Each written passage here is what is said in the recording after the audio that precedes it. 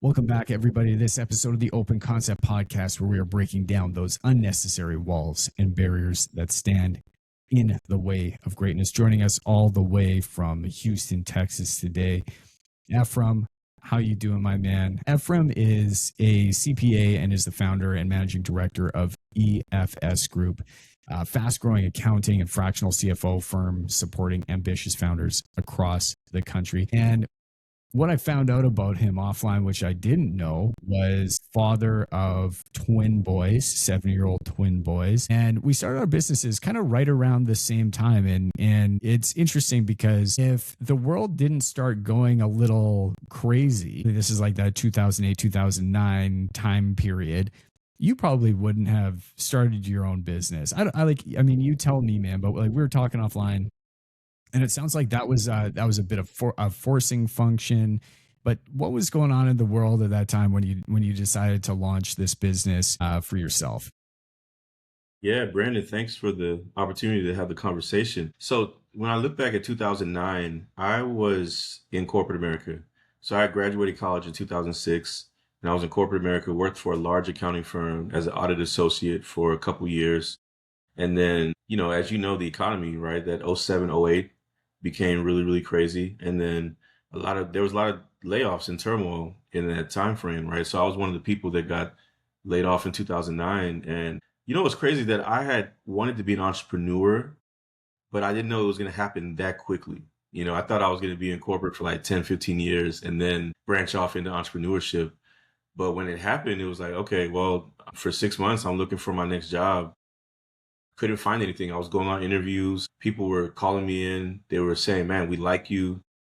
We'll give you an opportunity. And I never heard back. And I'm like, okay, 6 months of doing this, I got to figure something out. The money is draining. The money that I had saved up was draining. But then also my morale and everything was just down, and I could see that I was getting depressed about not having a job. And I said, you know what, I'm going to start my own business. And at the time I started a company that was a tax preparation company, right? So I had opened a location, brick and mortar, opened the doors, and I thought that it was going to be extremely successful from the very beginning, right? And the first year, doors open. As you know, tax preparation, in America, you file taxes from January through April, and then April 15th comes. The majority of people don't even think about taxes after April 15th. So in that 4-month time frame, I made about 35,000, right? And this is money that has to last me for the whole remaining year. Yeah. Right. And I was like, okay, something's not right. I thought that I would get a lot more clientele than this, and I still got to pay staff. I got to pay rent. I got to pay utilities, all these things. So I was like, okay, well, the next year comes. I'm like, this is going to be much different. I'm optimistic again. I'm marketing. And then my revenue ends up being 55,000.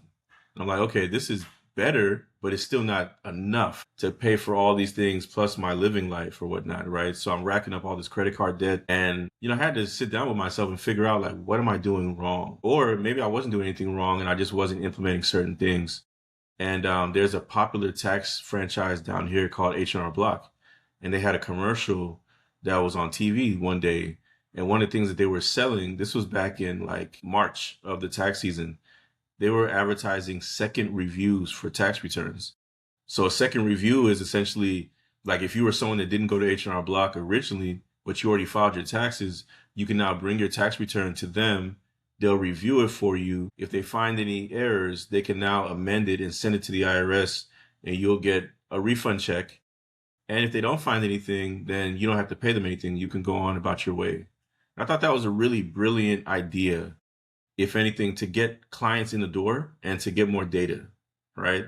And so one of the things that I noticed was that H&R Block was doing this, but they stopped at April 15th.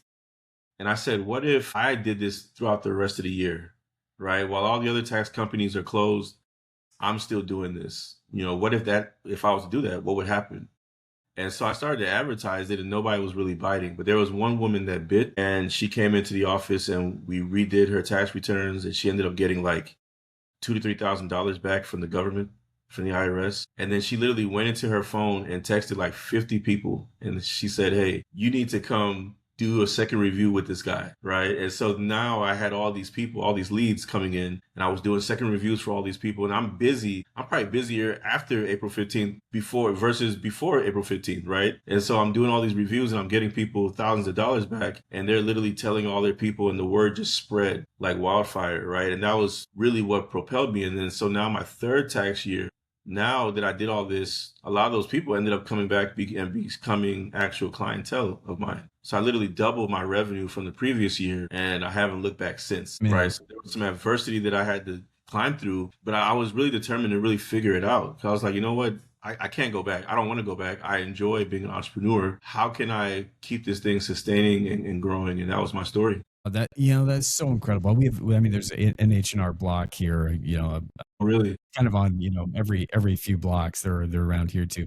But I mean, this is a business 101, right? Like, you saw this opportunity here that someone else was doing, but then you were able to put your spin on it and offer that service. And you got to remember too, like, there's a lot of people, you talk about tax after April 15th, and that's supposed to be the deadline, but so many people don't even make that deadline, right? Yeah. As an accountant, you're seeing a flood from people that do want to make sure that they get their taxes in and taxes paid on time. But, May, June, there's still a lot of people that are just like, I never made this a priority and we need to get stuff done, or I haven't been happy with the information. It just became way too overwhelming. And every accountant that I talked to was just way too busy and they didn't have time for me. So I know maybe I'll have to pay a bit of a penalty, but I'm going to do it on my own time and my own terms. But you were able to find a solution that wasn't a solution from many people at the time, and started to create that and showcase that it actually worked. And then word of mouth spreads, you go on to do your thing. Hell yeah, man. Respect. I love that. So like you said, it's business 101. And I think a lot of times, adversity is always going to happen. And how do we respond to it? Right? Like, do we just fall down, or do we say, you know what, I'm going to be resilient? And in that time, I felt like I was being tested and I had to respond. And here we are. It's funny. You mentioned, you said you always felt like you might be an entrepreneur, but you weren't quite ready for it, right? Or maybe not at that time. It was too early. And that's a really common story for so many people, right? Where they don't necessarily choose entrepreneurship, but entrepreneurship ends up choosing them. And you don't really get to decide when that time is. If that opportunity calls, you just have to make that decision. Is it now? Because if it's not now and I say no to it, it's probably going to be never. And you jumped on that opportunity to make that happen. Like, first of all, you could feel that pull, right? That desire to go out and do something better and serve. And anyways, congratulations, man. I appreciate that. So let's talk about, because it was 2009, you had started, you're growing the business, and then it was 2018, you found out that you were having twins. Is that the case? Yes. Yep. That's June 2018. I received the call. Yeah. So, and you were mentioning, because we were having sort of half of a podcast offline here too. But now you have kids, right? So you're fast forwarding, you've been in business now, 8-9 years, and you're working. But what sort of impact did that have on you? As you mentioned, you were having kids and there was this sense of, okay, now I really got to start getting my act together. But what was going through your mind at that point? How did that change things? Yeah. We had been trying to have kids or whatnot for a while, and it happened. And so when it happened, I wasn't expecting her to say, we're about to have twins, right? So when she called me and told me, I was like silent. I was trying to process the whole thing. I was like, oh, wow, we're going to have 2 kids at once. And so at that moment, I said, if we're expecting them in December, then I have 6 months to get my life all the way together. And my whole process of thought just changed because I realized that the way I was operating within the business, if I continued to operate like that, I was not going to be a present father. Like I would be there in the house, but I wouldn't be present and available to help with the children and to, really see the beginning moments of their life. And so from that day forward, I said, I need to start getting more organized. I need to get my operations together.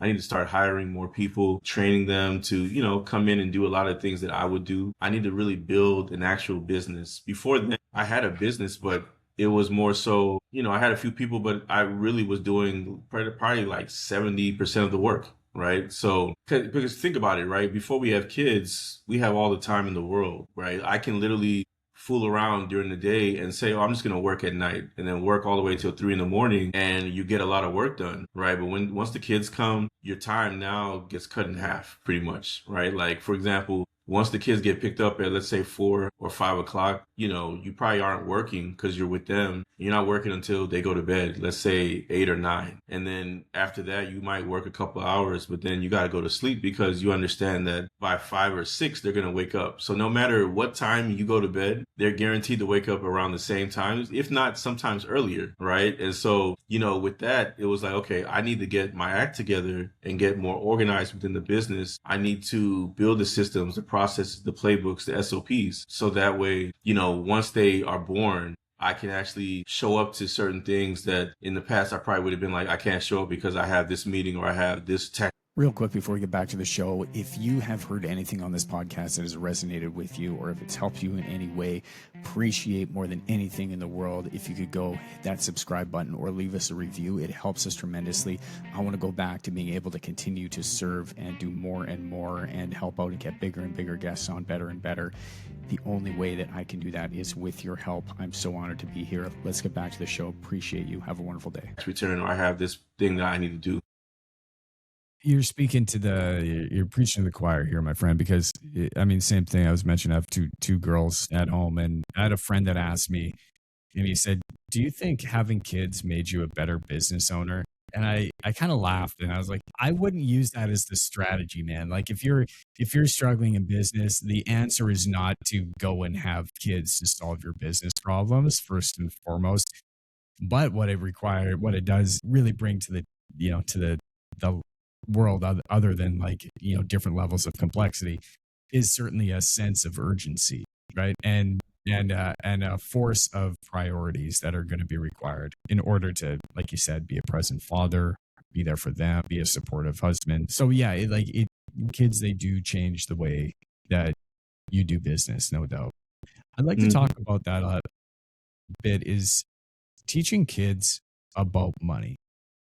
Right. And this is your world, but I need to know, and I talk to a lot of parents as well about their kids. Maybe the parents aren't as educated around money. They have these money beliefs themselves and they struggle, right? They don't know whether or not they should be giving their kids an allowance. They don't know whether or not they should be giving them a debit card when they're a bit older.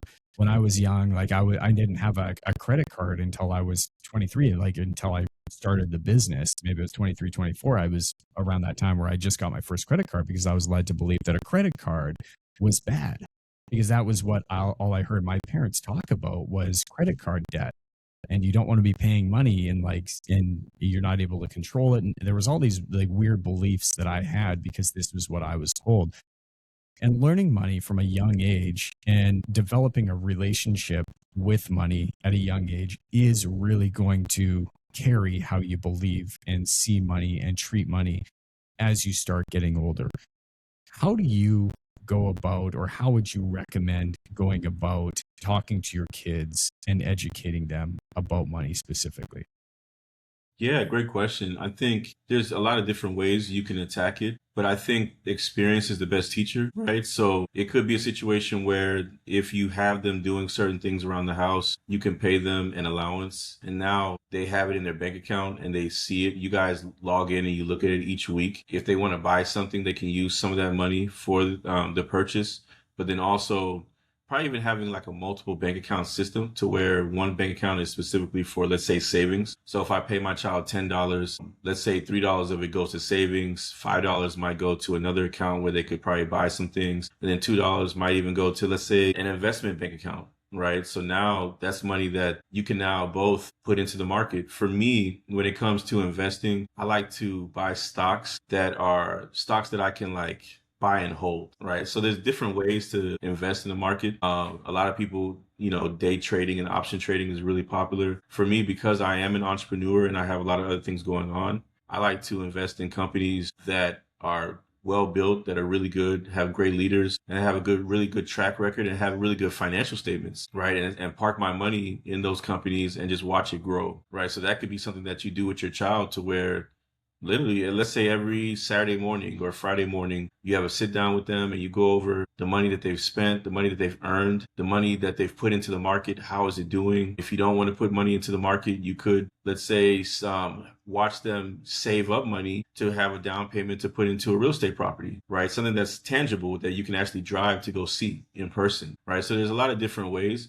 But I think really having more conversations and more meetings with your children around it, and putting money in their hands a lot earlier will be helpful, because, any mistakes that they may encounter, the earlier that they can encounter it, the better, right? Because now you can learn from those things. I know you said that you got your first credit card at 24. My first credit card was actually, I think, at 17 or 18. And so here, during that time, on college campuses, if you're around my age, you understand that when you would walk on campus, there would be credit card companies literally set up. I think now they've stopped all that, right? But they had credit card companies set up on each campus, and they would give you like free t-shirts or free meals in exchange for you filling out an application to become a credit card holder. And everyone kept telling me credit cards were bad, and I had stayed away from it. But I think one day they had this one giveaway that I was like, man, this is too good to be true. Let me get this freebie or whatever, right? And then, I signed up and I got the credit card and I was using it and I was paying it off each month. I was doing good. But then one month, I think I was working a job and the paycheck didn't come on time, right? And I needed the money to pay rent because rent was due. And I'll never forget, like, the credit card company I was with, they would always send you a blank check, right? And I was like, okay, I don't understand what this is, but it looks like they're saying that, hey, whatever money I want,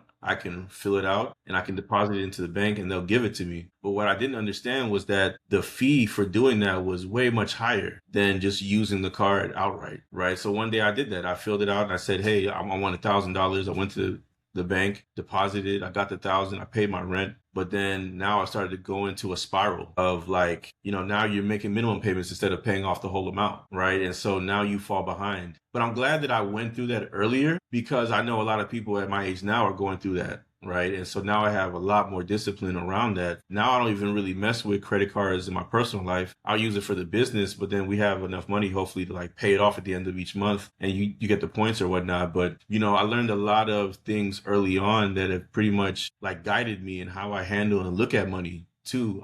For me, I always look at money, no matter how much I make, I look at it as a tool, right? It's a tool to help make my life easier. So, I could go buy the new shirt every single day, or I could say, you know what? I'm going to go hire a night nurse. I know that was something that we did whenever we had kids. We were able to hire a nurse to come like each night from 11 p.m. to 7 a.m. to help watch the boys while we were sleeping, right? And so that was a good addition, right? So just things like that, right? Things that are going to provide value. That's what I feel that the money that we make is for, to really help make our lives a lot easier.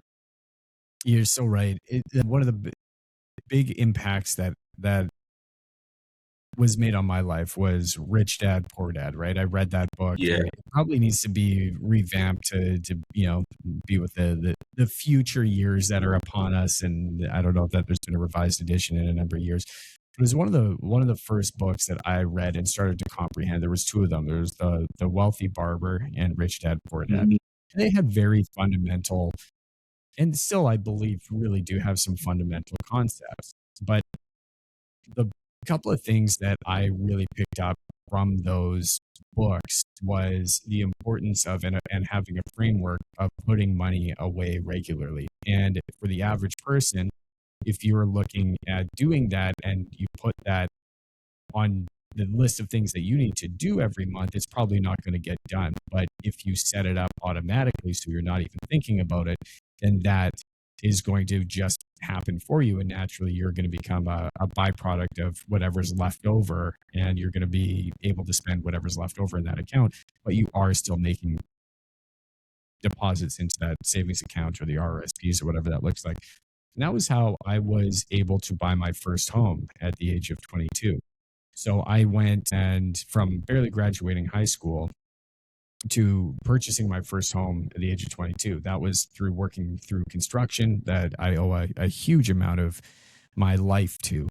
But the reason I was able to do that was because the company that I was working for, they were offering to match RRSPs. And so I didn't even really know what that was. I asked my grandfather, and he kind of told me about RRSPs.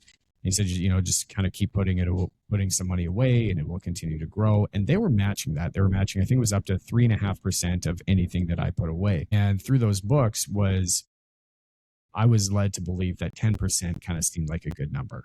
So 10% of everything that I made, it didn't matter what. This is what I set up with the bank, was 10% of my paycheck. Every single paycheck was going into RRSPs. And the company that I was working with was matching 3.5%. So 13.5% of everything that I was making was going towards RRSPs. And I was able to pull that money out to buy my first home for my down payment, about 6 years into working with this company, or 5 years into working with this company, whatever that was. Never would have done that. And same thing with credit cards. Credit cards is just automatically paid off every month, no matter what. Like if you're going to spend money on the credit card, and that's really how you balance it. But it's not left up to me, because if it was left up to me to wait until I got a return in the mail or a letter in the mail saying go and pay this, and then I had to go to my online banking and make a transfer into a certain amount and whatever, I probably wouldn't do that. I would forget about that, and my credit history would be absolutely shot. But that was the idea of just automating these habits, and eliminating them from your responsibility to make sure that the right thing is being done. So that was from that time that I got that first credit card. Well, not at the time, but it was about a year of like pain and painful spending and trying to figure this out, was just automatically have this thing paid off every single month.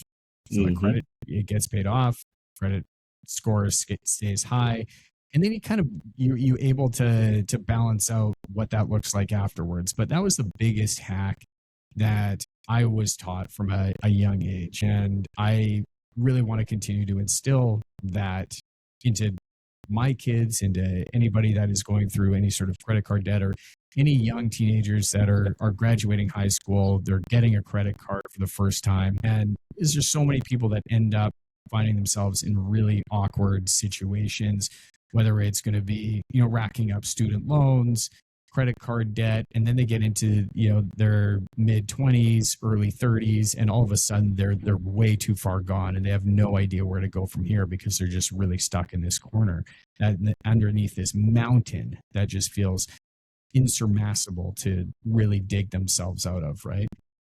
Yeah, so I understand very much what you're saying, but those were a couple of things that really helped with me. Nice. Yeah, no, I love the story of you. Also, it looked like you learned a lot of things early on too. You were able to get that home buying experience very early. So that's a really good thing.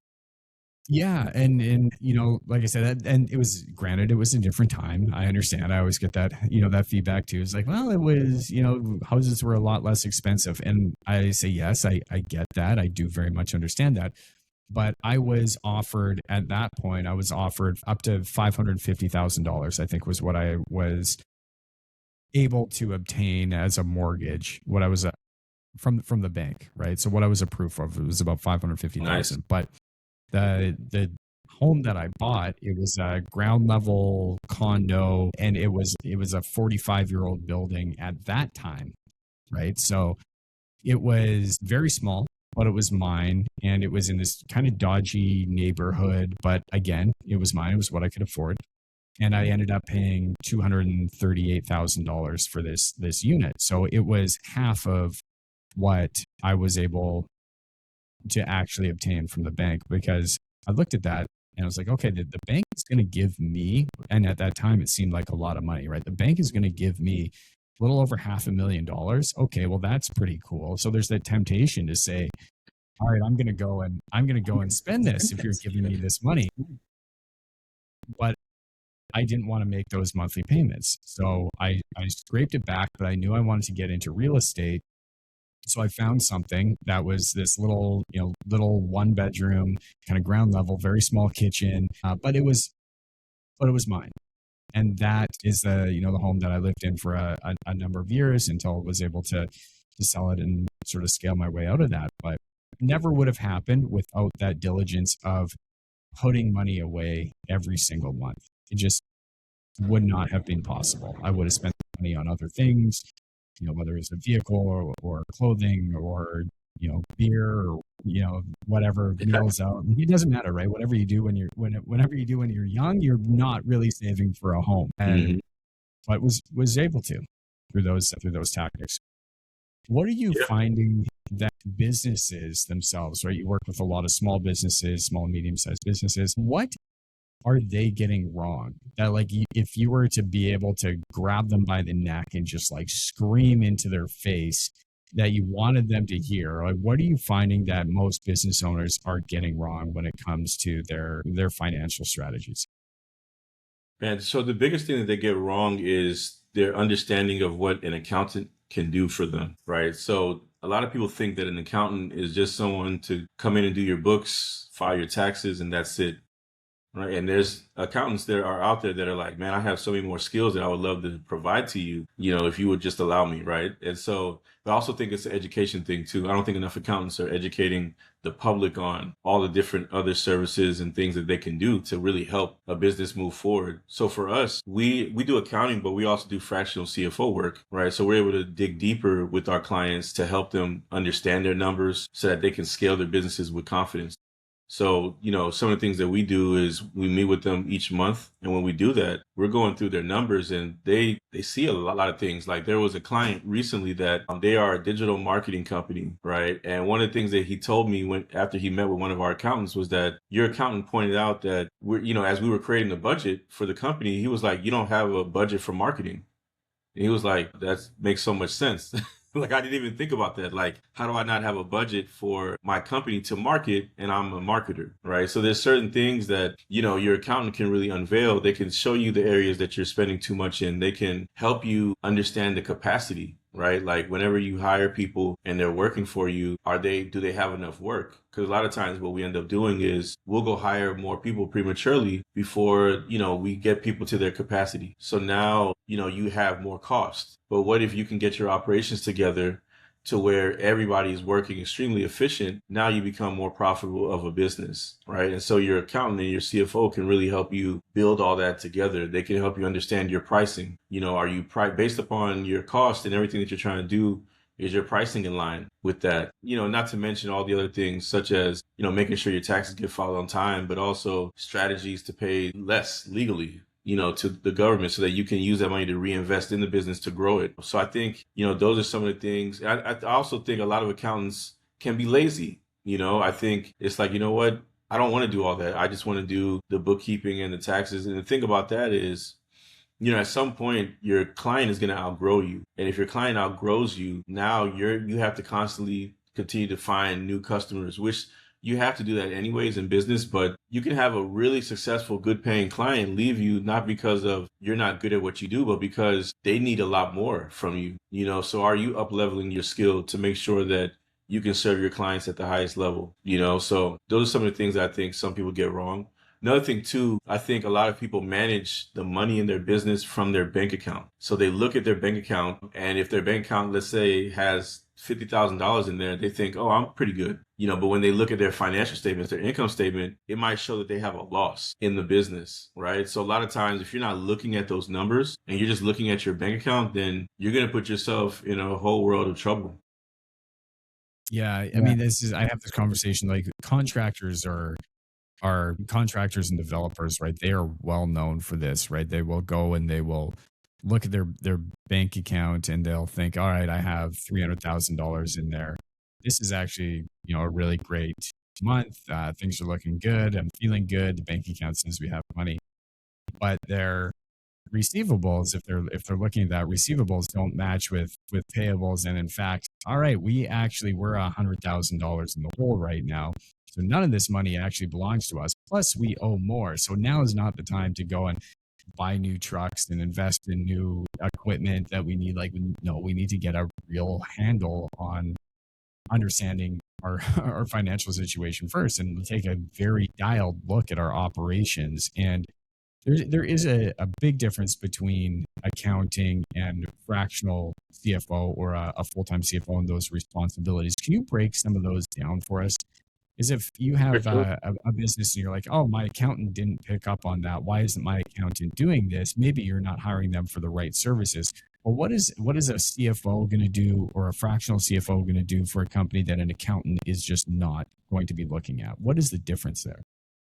Yeah, that's a great question. That's something that I've been having a lot of conversations around recently. So number one, like there's like probably 6 or 7 different roles an accountant can play for you. Probably even more than that, but like these are the main roles. Number one, you have someone that is a tax preparer, right? So a lot of times when you hire someone to do your taxes, what you're communicating to that person is, I want you to make sure that you gather all the income information from me, and then you file and prepare the tax return, and then you file it to the respective government and state agencies, right? But what you're really wondering or wanting them to do is, I want you to file this, but I want you to help me not pay as much taxes. But a lot of people don't understand that a tax preparer is not a tax strategist. A tax strategist is someone that's different. That's a different skill set that a tax preparer a lot of times does not have. But the tax preparer is not going to tell you that, because if they tell you that, you will leave and you won't stay a client. Right. So they'll just say, oh, I can do some things for you, but they really can't. A tax strategist is someone that literally spends their time figuring out ways to help you to pay the least amount of taxes possible legally.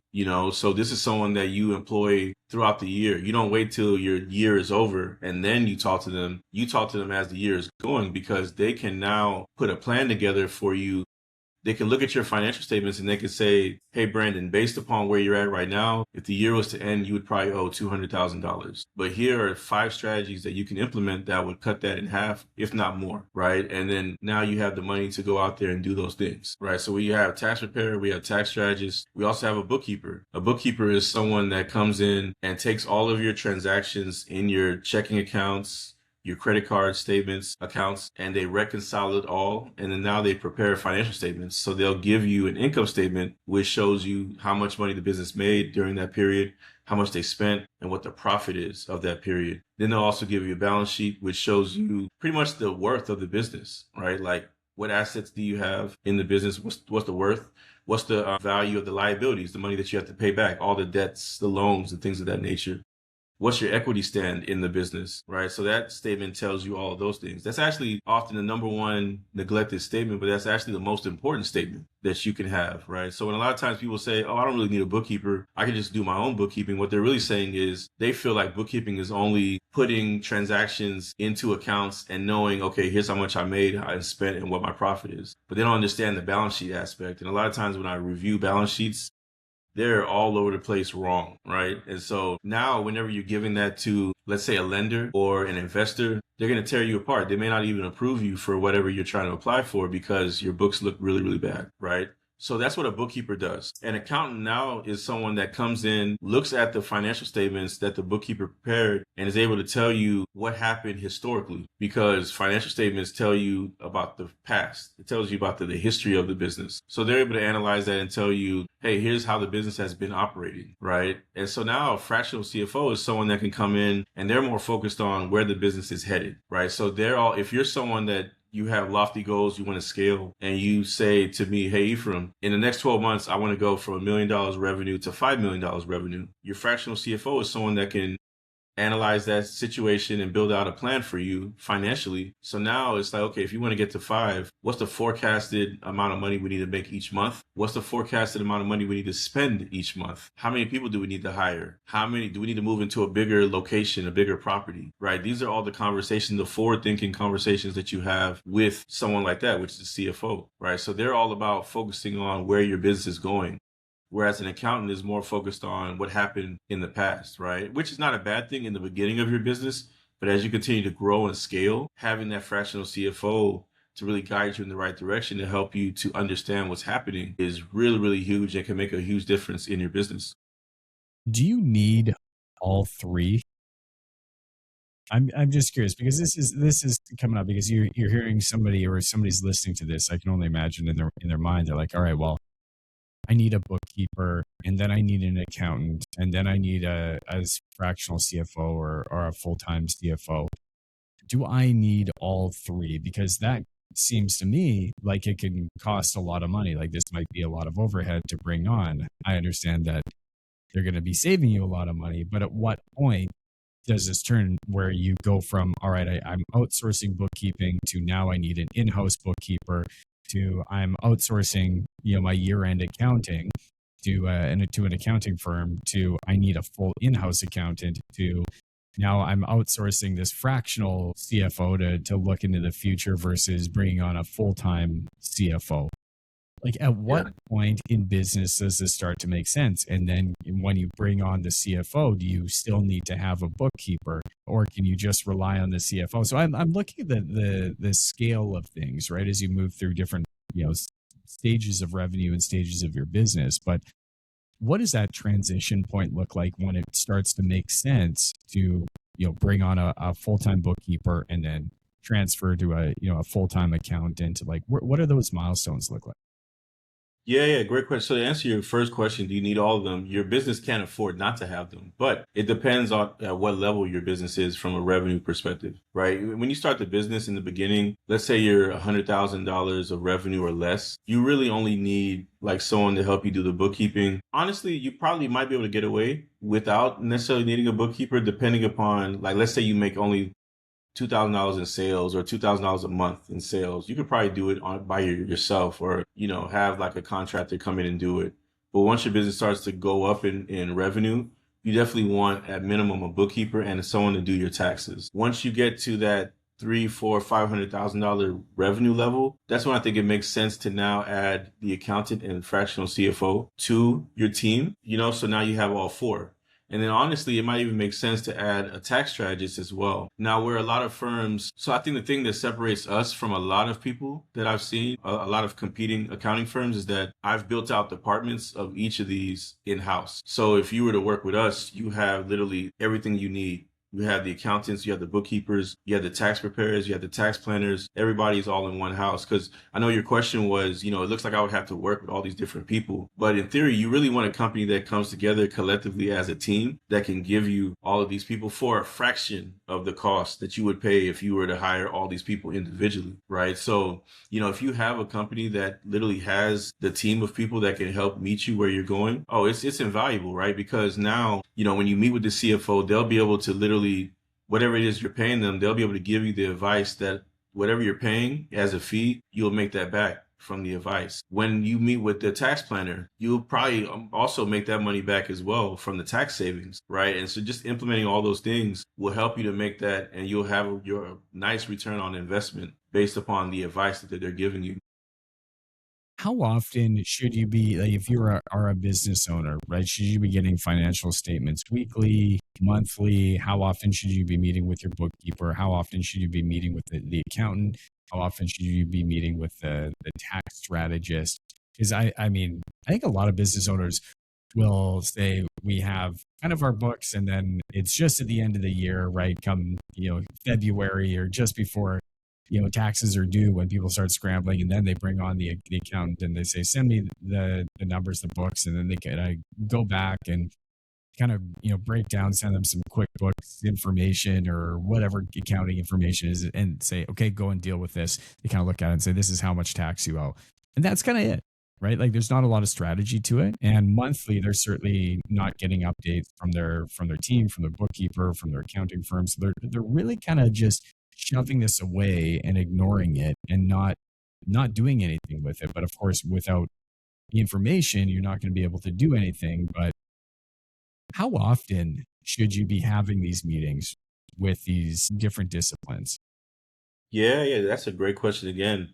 I also think it depends on the revenue level you're at, but at minimum, I would say you need to be meeting with the fractional CFO or the accountant once a month. And it could be like an hour, right? But let's say like your business is much bigger, then it might make sense to do twice a month or every week, right? Where you're going over the numbers. The bookkeeper is literally making sure that the books are up to date every single week. And now you're able to see what's going on at a week's notice, right? Because I know some accountants that they'll meet with their client every quarter, but there's so much stuff that happens in 3 months. Like you could talk to someone in June, and then by September, they're literally about to go out of business because they don't have enough money, right? So having that monthly call is crucial because you get a chance to see, okay, this is how the business performed the previous month. This is where I'm at in my budget, compared to what I built for the whole year. I'm getting closer to my revenue goal. Right? If my revenue goal is 2 million, I just realized this month that, hey, I'm at 800,000. So I got some ground to make up, or,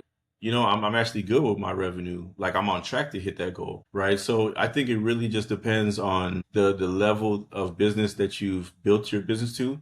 In the beginning, I don't really think you need to do that. I think you can get away with meeting with your accountant at the end of the year, or at least once a year or twice a year. I always say, if you haven't reached 100,000 in revenue, all your energy should be focused on generating revenue, right? And a lot of times it's real easy to say, I'm going to focus on the operations, or I'm going to focus on all these other things, but you don't have enough sustained revenue to even do all the things that you have as a grand plan, right? So you need to really focus on how can I get recurring revenue coming in every single month.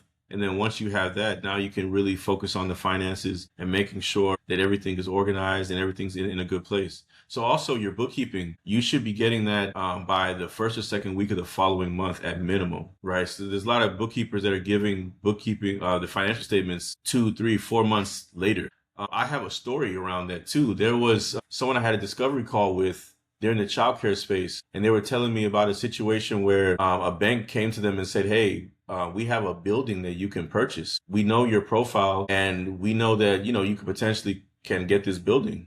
We need all your financial statements within the next week. This person went to their accountant and told them that, and their accountant took a month. By the time they sent it to the bank was like, sorry, but the building has already been sold to someone else, right? So those are the things that those are things that are unacceptable. Your books should be updated at any given notice, or even if it's not updated, it shouldn't take a month to get everything up to date. You should be able to have these things more regularly. And I think accountants are not going to like me, but entrepreneurs need to put the pressure on their accountant to make sure that they get these things to them so that they can make the right decisions and they can qualify for the loans that they need to help grow their business. Yeah. I mean, I've heard some very similar stories, right? In the sense where you're just not prepared, right? You don't have third party. In this case, it was somebody that was really interested in the sale of a business and was really interested in buying the business. So this was a trades owner. And they had somebody approach them. They were looking to sell their business. They wanted to sell their business, and they didn't have things ready because they thought, maybe in the future. But there was a potential buyer that came in, and they were looking to purchase a trades business. That's what they wanted to do, acquire a business and grow it. They had said, we want to make you an offer. They made the offer. That was great, but they needed to get the financial statements together. And it took them almost 4 months to start getting their books together and getting their years to line up and look at their work in progress adjustments. And at the end of it, the deal didn't come together because they just weren't prepared. And that was one thing that the buyer looked at as the real red flag, was if it's taking this long for them to get their business together, then this is probably a poor investment. Whereas somebody that has their books ready, third party audited regularly, or at least internally, is going to be able to have that information much faster. So if that opportunity does come, then they can lay it out on the table and say, this is exactly where we're at. This is where we're planning on going. This is what we've done in the past. What else do you need to know? And that owner just completely lost that deal. And then another one hasn't come back yet, but they've certainly learned their lesson. They're prepared now, and they're currently looking for another buyer. Yeah. And the thing about that too is that a lot of people, to be honest, think about this, right? Like if you're trying to hire an accountant, or you're trying to hire a role or position that that's not your expertise, how do you know who to hire? Right. So a lot of times, we'll end up going with whoever gives us the best price. But whoever gives us the best price, who is the cheapest, a lot of times we understand that they're not going to be the best quality. They're not going to give us what we need. And sometimes it does take a few bad experiences to really learn your lesson and say, you know what, I'm going to invest in a really great accountant, and this is what I'm looking for. Now you can, based upon your situations that you've had, you can go to the table and say confidently, this is what I want. These are my expectations. And, now whenever you need to go, like you said, apply for the loans, or let's say give the financials to someone that's interested in investing in the business, everything's already laid out. Everything's accurate. Everything, all the T's crossed and all the I's are dotted. Everything's perfectly put together. What do you typically need to ask an accountant? Because I don't think most people know, right? Most people don't know the questions that you should ask. And I have a great example is I had an accountant for a number of years, and the way that we were paying ourselves for vehicle allowances, like we're issuing this, and they said, go ahead and do it this way. We did it that way for like 8 years. And then we brought on a new accountant because this guy had retired. And he said, the way that you're doing this, it shouldn't be done this way. Like, you guys should do it this way. So we said, okay, well, we didn't know any better. We don't have any, never had any issues. So we changed the way that we were treating that part of the business. And all of a sudden, that following year, we get this big audit that comes in. And now we have the CRA, the Canada Revenue Agency, coming in, and they're looking for an audit. And they're saying, hey, you have to pay all these taxes. And next thing you know, it's like you have people down your throat. They're looking for all this information that you don't have, and you're kind of like, I don't know. Like, honestly, we were just doing what we were told, and we hired an accountant, and he was the right person, or we thought that he was, and this made sense, and we were just doing what we were told. And now we have this other accountant that says you've been doing it poorly, and this isn't the way that you should have been doing it for the last 8 years. And so, who's actually right? Because he's now telling us that it's right, but we're now getting this big audit, and this is happening. Because there's just a lot of stuff that you don't know as a business owner. Your primary focus is sales and your team and your leadership. And so you expect that on the back end of this, every accountant is kind of going to be the same, and they're going to do what every accountant should do, which is look out for your best interests as a business owner. But that isn't really the case. And so what sort of questions do you need to be asking your accountant before you decide that you're going to bring them on? And this isn't you're not changing accountants every single year, or most people aren't. Right? So they're finding an accountant that they want to know is going to be able to understand their business at a deep level, so that they can figure out all the nuances of your business. Right? They understand how you're paying yourself, what it is that you want to do, where you want to go. So investing in an accountant and bringing them onto your team is not a quick thing, right? It isn't just a one-off scenario. You want to typically build that relationship so you don't have to go and find somebody else every single year and go through all the same information. So knowing that it is going to be a longer term investment for most people, how do you make sure that the person that you're bringing on, in fact, is the right person for you? This episode is sponsored by New Vision Projects, and everybody has heard the horror stories that happen.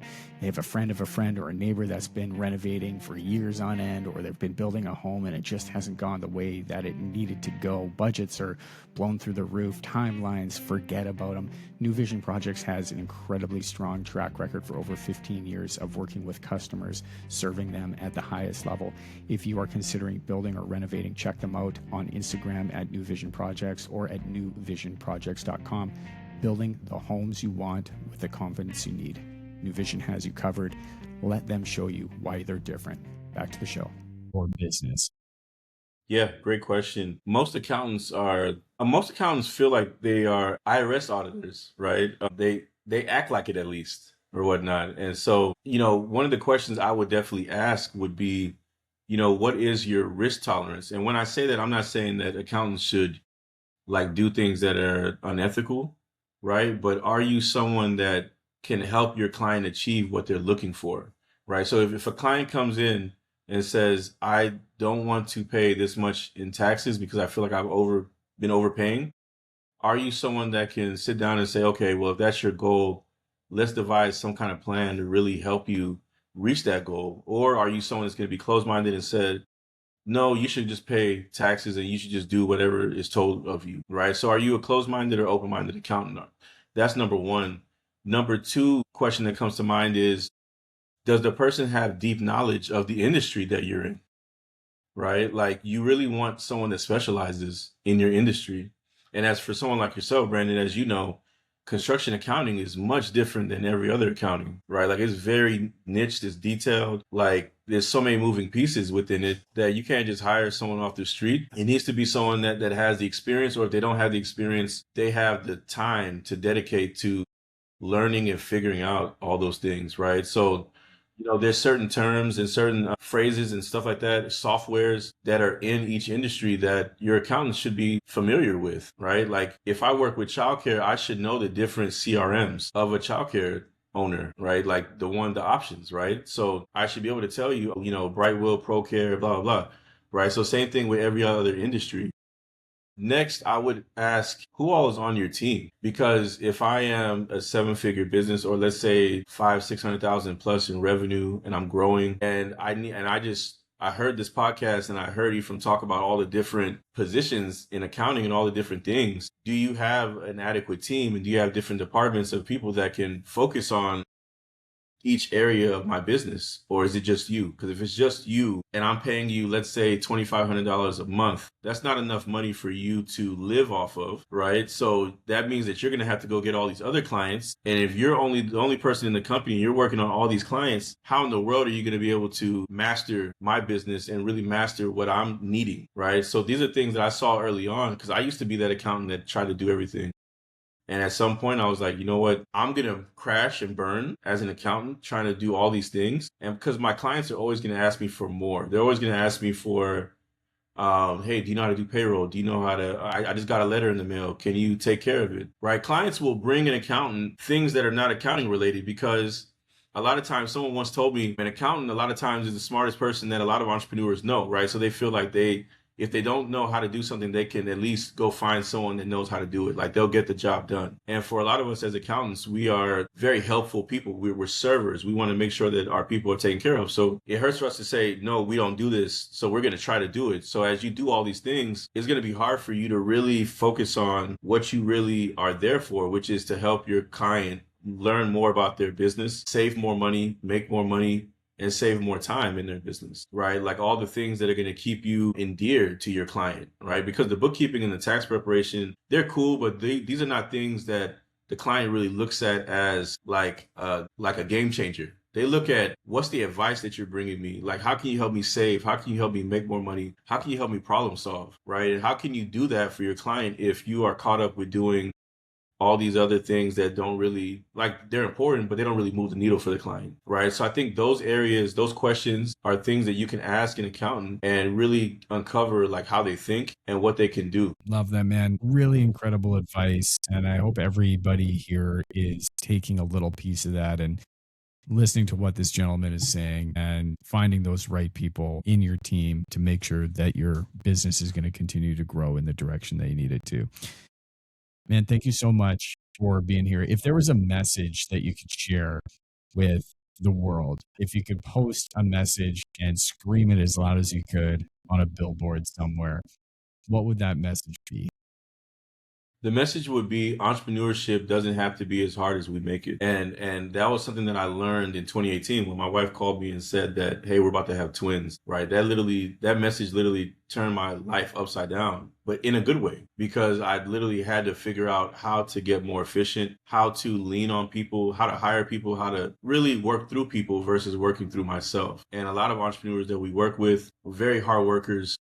We will work 13, 14-hour days for our business. We'll work 7 days a week. We'll do whatever it takes. But at some point, you're going to break. You're going to burn out, right? And specifically as men, where we're seeing a lot of, let's say, heart disease, we're seeing a lot of things that are happening because we're so focused and enthralled in the work that we do. But how can we have both? I feel like we can have both. I feel like we can have a thriving business that scales and grows and also have the life that we want to live, right? But it's going to take us to really dig deep and get a lot of things together, not even from an efficiency organization standpoint, but even from a personal standpoint as well, right? Like everyone that's listening, we all know the areas of our life that we're deficient in. So are we going to continue to ignore it, or are we going to work on those things, right? Because as we work on those things, that's now going to help us to see more value in certain areas of our life, right? So I think that's the message that I want to give a lot of people that are in entrepreneurship, that you don't have to throw the business away. You don't have to sell it. You can actually keep that thing and really pull yourself out of the business by doing all the things that you need to, creating the systems, the processes, hiring the right people, doing all the things, focusing on the areas of the business that you're weak in and becoming more strong in, I think is going to be key. Ephraim, thank you so much for all your wisdom and all your advice here today. Really appreciate that. Where can people connect with you if they want to find you? Yeah, thanks for having me, Brandon. Anytime. So you guys can follow me on social media at Ephraim CPA. I'm on Instagram, TikTok, YouTube, all the different medias. And, if you want to email me as well, you can email me at my email, Ephraim at EFSGLLC.com. Love it. Thank you so much for spending some time with us today, man. I really appreciate you. And to all our listeners that are out there and still with us, as always, I'm here rooting for you to win. Until next time, have a great day. Rock and roll. Stay blessed. Peace.